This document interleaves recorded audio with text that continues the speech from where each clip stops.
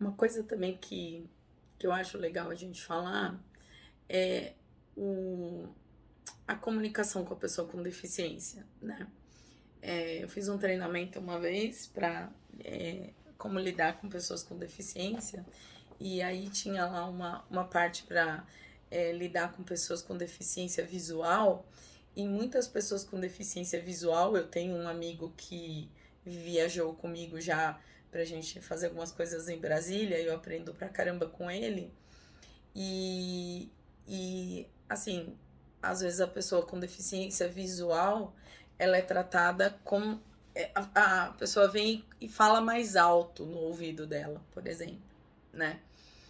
Ou uma pessoa que tem dificuldade de fala é tratada como se ela tivesse deficiência intelectual, né?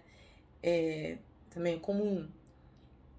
Então é mais ou menos você falar. Eu vou de novo dar o exemplo do Stephen Hawking, porque ele, para mim, é um baita exemplo para a gente explorar mesmo, né?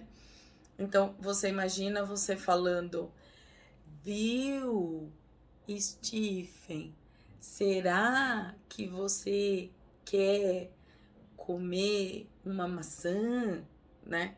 E o cara entende do universo, das relações, das leis da física, da química, de astrologia, astronomia e o que mais você pensar, e você tá tratando ele como se ele não tivesse compreensão nenhuma sobre o que você tá falando. Então, qual é a melhor forma de você lidar com uma pessoa com deficiência? Primeiro, se dirigir diretamente a ela, né? Mesmo que você identifique, por exemplo, uma dificuldade de fala, você se dirigir diretamente, uma conversa direta, é, e não invasiva, né? Não tentando adivinhar o que são as necessidades, né, da pessoa. Até também tinha um outro vídeo que tinha uma moça na beirada de uma escada e chegavam dois rapazes. Ai, nossa, você tá aqui, eu vou te ajudar. E pegava ela pela cadeira e levava os 3 degraus para cima. E ela não precisava ir para cima, ela estava esperando outras pessoas ali tipo assim, eles naquela ânsia de ajudar e totalmente capacitistas, né? E por que capacitistas? Porque eles não consideravam que ela poderia se posicionar naquela situação e dizer o que ela de fato precisava, né? Então, outra coisa que é comum de acontecer, tem um cadeirante e alguém junto com o cadeirante, um acompanhante. Uma pessoa, por exemplo, que está ajudando a empurrar a cadeira de rodas. Por exemplo, virar para o acompanhante e falar, nossa, como é o nome dela, né? Não, não faça isso. Pergunta para a pessoa cadeirante, olha para ela, nos olhos dela e fala, como é seu nome, né? E aí o que vai acontecer? Se ela não se comunica verbalmente, o acompanhante vai se manifestar, né? Só que é pior você. É, é, é, Aí entra a questão do constrangimento, tá? O constrangimento é uma coisa que a gente tem que trabalhar, né, gente? Né? Porque a pessoa com deficiência, ela vai se sentir inferiorizada se você não se referir a ela, se você não olhar para ela, se você não conversar com ela, né?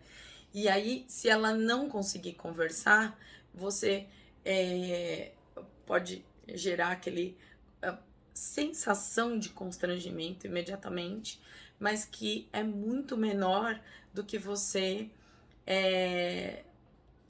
negar a existência de uma pessoa ali que pode conversar com você e ela tá numa cadeira de rodas. É a única diferença, né? Então, lidando com pessoas com deficiência, crianças com deficiência, né? Crianças com uma formação congênita, às vezes sem os braços, sem as pernas, ela vai se comunicar com você normalmente, né?